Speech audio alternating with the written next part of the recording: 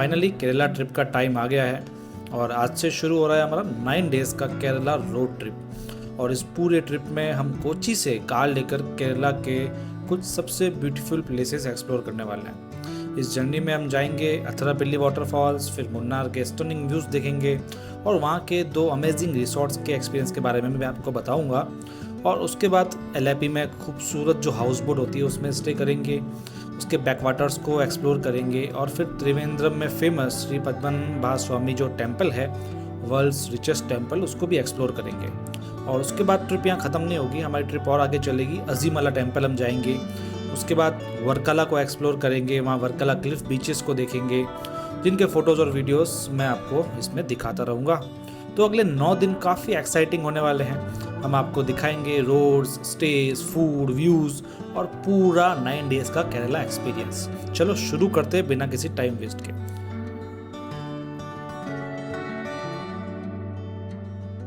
तो डे 1 पे हम कोची एयरपोर्ट से लगभग 40 किलोमीटर का सफ़र तय करके हम पहुंच जाएंगे अथिरापल्ली वाटरफॉल्स, जिससे आपने बाहुबली मूवी में भी शायद देखा होगा, क्योंकि बाहुबली मूवी की शूटिंग वहां पर हुई थी।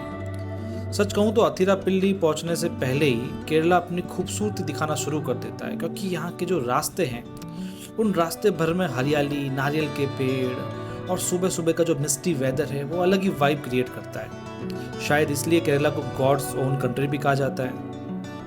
अथिरापल्ली में एक बात जो मुझे सबसे अच्छी लगी वो यहाँ की जो प्लास्टिक बैन का जो सिस्टम है काफ़ी अच्छा है। यहाँ पूरी सफाई का ध्यान रखते हैं ताकि ये जो जगह है बहुत खूबसूरत दिखती है। ये अथिरापल्ली मानसून में तो और भी काफ़ी अच्छा दिखेगा।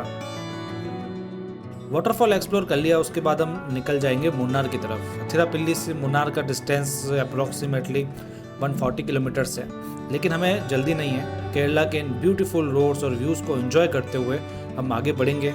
और वैसे भी हमारा जो फाइनल स्टॉप है मुन्नार नहीं है, हम मुन्नार से करीब 40 किलोमीटर्स और आगे वट्टावड़ा जाएंगे, जहां अगले कुछ दिन के लिए हम रिसोर्ट बुक किया हुआ है, जहां हम 2 नाइट का स्टे करने वाले हैं। तो चलिए, अथिरापल्ली से शुरू होते ही हमारी जर्नी पहाड़ों और क्लाउड्स के बीच में मुन्नार की तरफ बढ़ेगी। अब देखोगे खूबसूरत रोड से और अमेजिंग व्यूज़ का एंजॉय करेंगे हम यहाँ पर।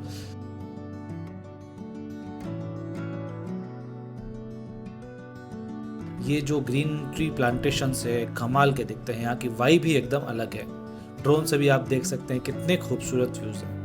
ये सब एक्सप्लोर करने के बाद हम पहुंच जाएंगे धीरे धीरे मुन्नार से वट्टावड़ा, जहाँ का जंगल का रास्ता तो आप देख ही सकते हैं कितना ब्यूटीफुल है। और हम पहुंच जाएंगे हमारे नेक्स्ट रिसोर्ट में, कॉक्स कारगिल, जहाँ आप देखेंगे यहाँ पर पहुंचना भी अपने आप में एक एक्सपीरियंस होता है। यहाँ सिर्फ 4x4 गाड़ियाँ ही जाती है, जो गेस्ट के लिए जो वहाँ के लोकल ड्राइवर्स है वो लेके जाते हैं। रास्ता जितना एडवेंचरस है, रिसोर्ट उतना ही खूबसूरत है। आप देखोगे चारों तरफ पहाड़, ग्रीनरी और एकदम peaceful environment. Next day morning में हम निकल जाएंगे मुन्नार एक्सप्लोर करने। जब मुन्नार की सबसे खास बात मैं आपको बता दूं, यहाँ के जो एंडलेस टी प्लांटेशंस है, जहाँ तक नज़र जाए सिर्फ हरियाली हरियाली आपको दिखेगी। ये सब एक्सप्लोर करेंगे, साथ में हम इको पॉइंट भी देखेंगे जो बहुत खूबसूरत है। और इसके बाद हम चलेंगे वापस से हमारे शाम को रिसोर्ट में, क्योंकि 6 बजे वो वटावड़ा वाला रास्ता बंद हो जाता है। मुन्नार में हमारा सफ़र अभी ख़त्म नहीं हुआ है, अगले दिन चेकआउट करेंगे और हम एक यूनिक स्टे की तरफ बढ़ेंगे। एक और हमारा रिसोर्ट यहाँ पर बुक किया हुआ है, लक्स ग्लैम्प, जो मुन्नार से थोड़ा सा आगे है। तो पहले थोड़ा और मुन्नार एक्सप्लोर करते हैं। ये डोर ऑफ एवन देखेंगे, जो मुन्नार की बहुत ही शानदार वैली है, जहाँ माउंटेन्स के व्यू एकदम ब्यूटीफुल आपको दिखेंगे। और इसके बाद हम पहुँच जाएंगे अपने अगले स्टे पे, लक्स ग्लैम्प, जो एक नॉर्मल होटल से काफ़ी अलग है और काफ़ी यूनिक एक्सपीरियंस देता है। यहाँ हम एक रात रुकने वाले हैं और नेचर के बीच थोड़ी पीसफुल वाइब का एंजॉय करने वाले हैं। इसके बाद नेक्स्ट डे हम निकल जाएंगे उस डेस्टिनेशन की तरफ जिसका मैं काफ़ी टाइम से वेट कर रहा हूँ, मेरी ड्रीम डेस्टिनेशन एलेपी। सच बताऊँ, एलेपी पहुँचने का रास्ता वो डेस्टिनेशन से भी ज़्यादा खूबसूरत है। रास्ते में आने वाले छोटे छोटे विलेजेस, नारियल के पेड़, बैक वाटर्स, छोटी छोटी साफ़ सफाई वाली रोड्स, चर्च बहुत ही खूबसूरत है, जो केरला को शायद और स्पेशल बना देते हैं। यही असली केरला है, जहाँ पर आप किसी डेस्टिनेशन को नहीं, यहाँ के विलेजेस को एक्सप्लोर करते हैं। और फाइनली हम पहुँच गए एलेपी की फेमस हाउस बोट पर, जहाँ आज का हमारा स्टे होने वाला है। जी हाँ, हाउस बोट में हमारा स्टे होगा। हाउस बोट का एक्सपीरियंस वैसे ही था जैसे हमने सोचा था। Comfortable bedroom, delicious food, back waters के बीच अमेजिंग व्यूज़ और अलग ही पीसफुल एटमॉस्फेयर।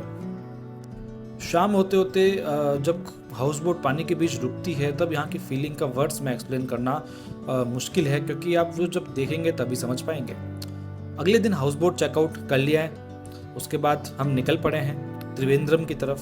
त्रिवेंद्रम में आप जानते हैं वर्ल्ड्स का सबसे रिचेस्ट टेम्पल यहाँ पर है, जहाँ की जो वाइब है वो बहुत ही अलग है।